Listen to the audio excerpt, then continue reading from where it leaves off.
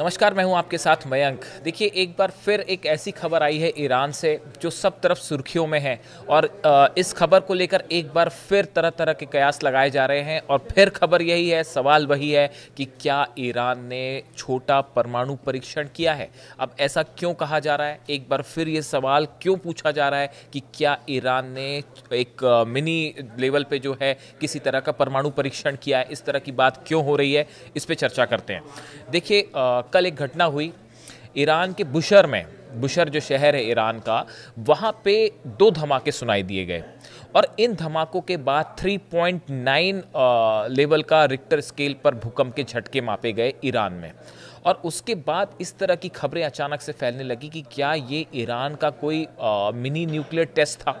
और जो स्थानीय लोगों से इसमें गौर करने वाली जो बात थी, जो इसको न्यूक्लियर धमाके से जोड़ा गया, न्यूक्लियर टेस्ट से जोड़ा गया, इसकी वजह क्या है? इसकी वजह ये है कि जो स्थानीय लोग हैं बुशर के, इस तरह की खबरें आई, उनका कहना ऐसा था कि ये जो पहले दो धमाके सुने गए और उसके बाद ऐसा लगा कि ऐसा महसूस हुआ जैसे ज़मीन के नीचे किसी तरह का धमाका हुआ है। ज़मीन के नीचे से एक झटका, एक वेव महसूस की गई और ये जो है बहुत कुछ उस तरह का धमाका लोगों का कहना था जैसे मान लीजिए कोई परीक्षण किया गया है, जैसे ज़मीन के अंदर कोई धमाका हुआ है। इस तरह की खबरें आने लगी, जिसके बाद कई जगह है सोशल साइट पे इस तरह की खबरें आई कि भाई क्या ये सवाल उठने लगे। देखिए, जून में भी पहले भी इस तरह की खबर आई थी। 20 जून की रात को भी ईरान में भूकंप के झटके लगे थे। 5.1 के आसपास वो था, हालांकि वो बहुत ज़्यादा तेज़ झटका था। उस समय भी हमने इस पर वीडियो किया था।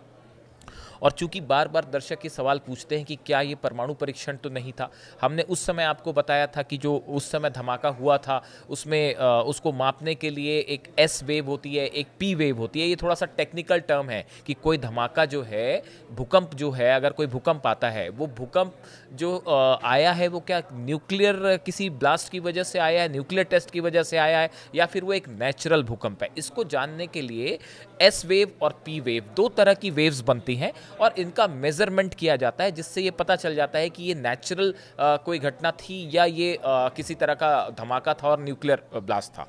अब देखिए, बुशर वो जगह है जहाँ पे ऑलरेडी ईरान का एक न्यूक्लियर प्लांट है जो कि रशिया की मदद से चल रहा है।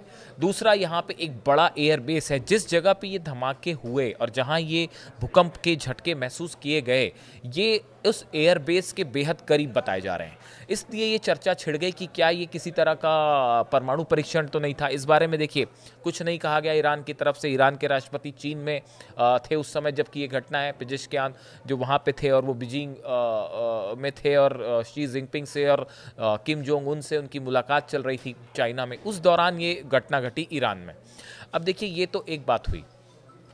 अब दूसरा, कुछ लोगों का ये मानना था, कुछ लोगों का ये कहना था कि ये जो धमाके जिस तरह से जहाँ पे ये भूकंप के झटके महसूस किए गए और जहाँ लोगों में अचानक ये हुआ कि भाई ज़मीन के नीचे कुछ हुआ है, ये चीज़ हुई है बुशर में। और कुछ का ये कहना था कि इसके ठीक पहले अफगानिस्तान में अभी हाल ही में आपने देखा होगा भूकंप के बड़े तगड़े झटके आए, काफ़ी सारे लोगों की वहाँ पे मौत हो गई। कुछ लोगों का ये कहना था कि ये जो अफगानिस्तान में भूकंप आया है, ये इसका आफ्टर शॉक है।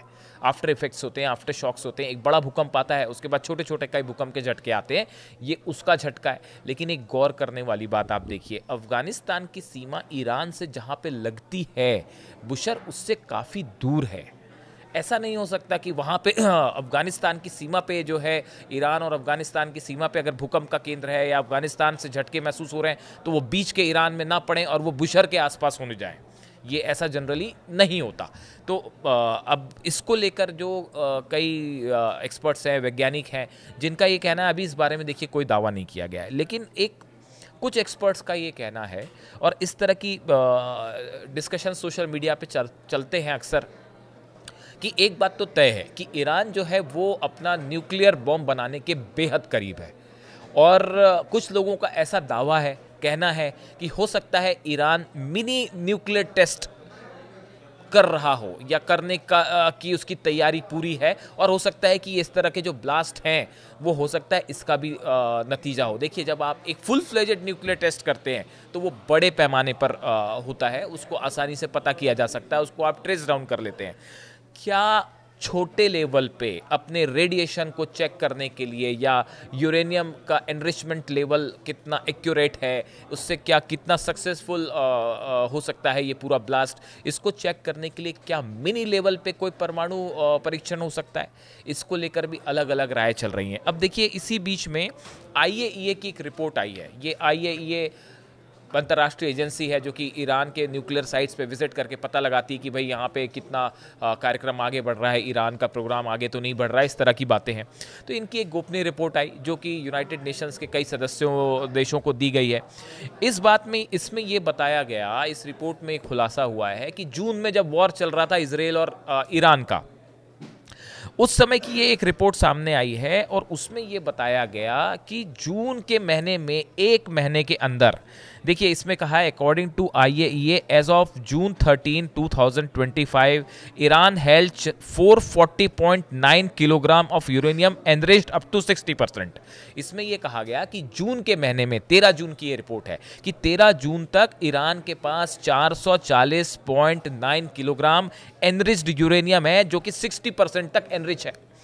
अब ये इनका कहना ऐसा है कि जो हमारी पिछली रिपोर्ट थी, मई की जो रिपोर्ट थी, उसके मुकाबले ये 32.3 किलोग्राम ज़्यादा है। यानी एक महीने के अंदर ईरान ने करीब 32 किलो यूरेनियम एनरिच किया।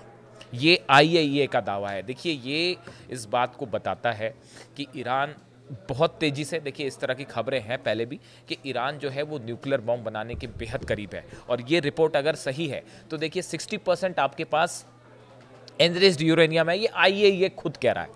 अगर ये 90% तक एनरिच हो जाए, जो कि बड़े आसानी से किया जा सकता है, इसीलिए घबराकर अमेरिका ने हमले किए, इसीलिए इजराइल ने घबराकर हमले किए कि भाई किसी भी तरह ईरान के न्यूक्लियर प्रोग्राम को रोका जाए। जो फोर्दो में, नतांज में और इस्फहान पर हमले हुए B-2 बॉम्बर्स से और मिसाइल्स, टॉमहॉक मिसाइल से हमले हुए, वो इस प्रोग्राम को रोकने के लिए किए गए। लेकिन यूरेनियम तो सुरक्षित है, वो पूरी दुनिया जानती है कि उसको ईरान ने सही जगह पहले ही पहुंचा दिया, ठिकाने लगा दिया, उसको मिला कुछ नहीं अमेरिका को। अब देखिए, अब इसके बाद की कहानी समझिए।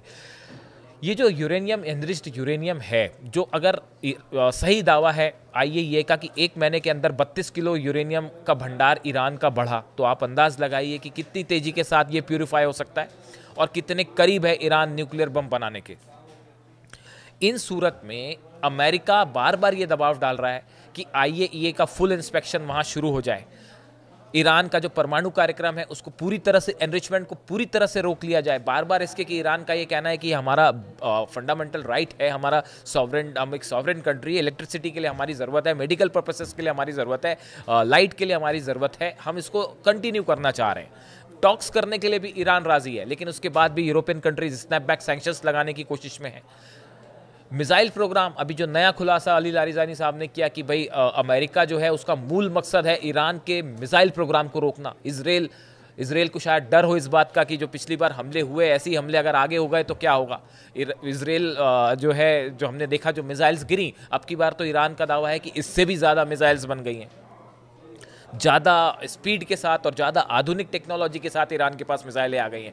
इस सूरत में अगर ईरान खुद को परमाणु न्यूक्लियर देश घोषित कर देता है, जिसकी प्रबल संभावनाएं बताई जा रही हैं, खासकर अगर स्नैपबैक सैंक्शंस लग जाते हैं, अगर ईरान को ज़बरदस्ती जो है वो उस पर आप लाद दिए जाएं प्रतिबंध, तो कई सारे साइंटिस्ट का ये कहना है कि ईरान ऑलरेडी इस पोजीशन में है कि चंद दिनों के अंदर अगर ईरान चाहे तो वो न्यूक्लियर धमाका कर सकता है। कुछ का तो ये भी दावा है कि ये जो आफ्टर शॉक, ये जो छोटे छोटे भूकंप आ रहे हैं, हो सकता है ये किसी तरह का परमाणु परीक्षण हो। हालांकि इसके बारे में कोई पुख्ता जानकारी नहीं है। देखिए ये ऐसी चीज़ें हैं जो जब तक कोई डिक्लेयर ना करे, जब तक कोई पुख्ता जानकारी सामने नहीं आए, तब तक कुछ आप कह नहीं सकते। पूरे दुनिया भर के सैटेलाइट्स ईरान की गतिविधियों को मॉनिटर करते हैं, चाहे अमेरिका के हों, चाहे यूरोपियन कंट्रीज़ के हों। ये समझने की कोशिश में लगे रहते हैं कि ईरान में न्यूक्लियर टेस्ट तो नहीं हो रहा।